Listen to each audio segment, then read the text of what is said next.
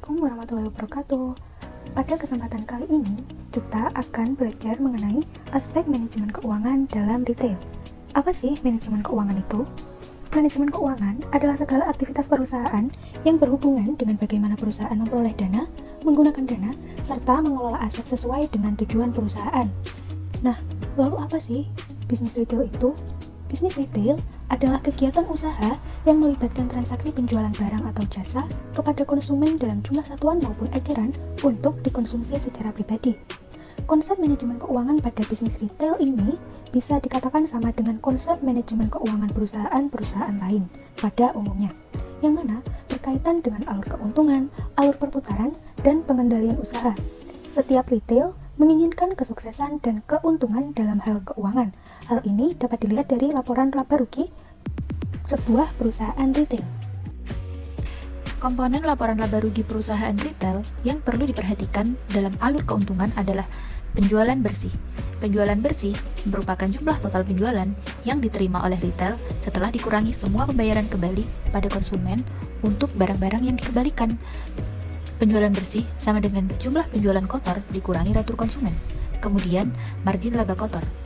Margin laba kotor, disebut juga keuntungan kotor, adalah ukuran penting dalam bisnis retail.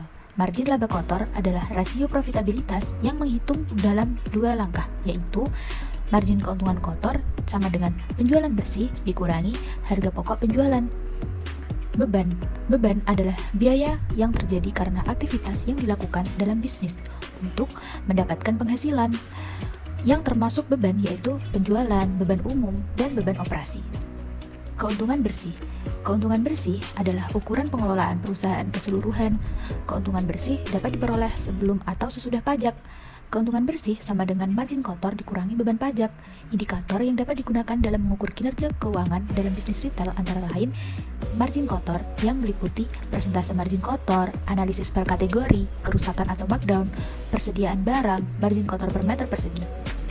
Biaya operasional toko sebagai persentase penjualan yang meliputi gaji, produktivitas per karyawan, biaya sewa, depresiasi, listrik, dan total biaya operasi toko. Kemudian ada margin kontribusi yang meliputi selisih antara margin kotor dengan biaya operasional toko dan perbandingan antara toko dan rata-rata perusahaan. Alur perputaran. Informasi yang dapat digunakan untuk menganalisis alur perputaran atau turnover part perusahaan adalah pos-pos yang berasal dari neraca saldo, seperti aset, liabilities. Yang perlu diperhatikan dalam alur perputaran adalah aset lancar. Aset lancar atau current assets adalah aset-aset yang bisa diubah menjadi uang dalam waktu 1 tahun. Uang yang diterima atau account receivable plus inventaris barang atau merchandise inventory plus uang tunai atau cash plus aset lain atau other current asset sama dengan aset sekarang atau current asset. Uang yang diterima, contoh, investasi Walmart pada uang yang diterima jauh lebih kecil daripada Tiffany karena kecenderungan yang tinggi dari konsumen Walmart untuk membayar tunai atau menggunakan kartu kredit pihak ketiga, seperti Visa atau Mastercard. Inventaris barang. Inventaris barang adalah semua barang dagangan yang dijual oleh peritel. Uang dan aset lain. Cash sama dengan tunai plus simpanan, dan rekening di bank plus jaminan-jaminan yang bisa dipasarkan, seperti tagihan-tagihan keuangan.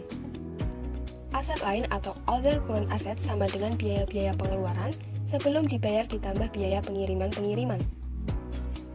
Aset tetap. Aset tetap atau fixed asset adalah aset yang membutuhkan waktu lebih dari 1 tahun untuk mengubahnya menjadi tunai. Dalam retail, aset tetap atau fixed asset sama dengan bangunan, kelengkapan-kelengkapan, peralatan, dan investasi jangka panjang. Perputaran aset. Perputaran aset atau aset turnover adalah ukuran pengelolaan keseluruhan dari bagian aset pada neraca saldo.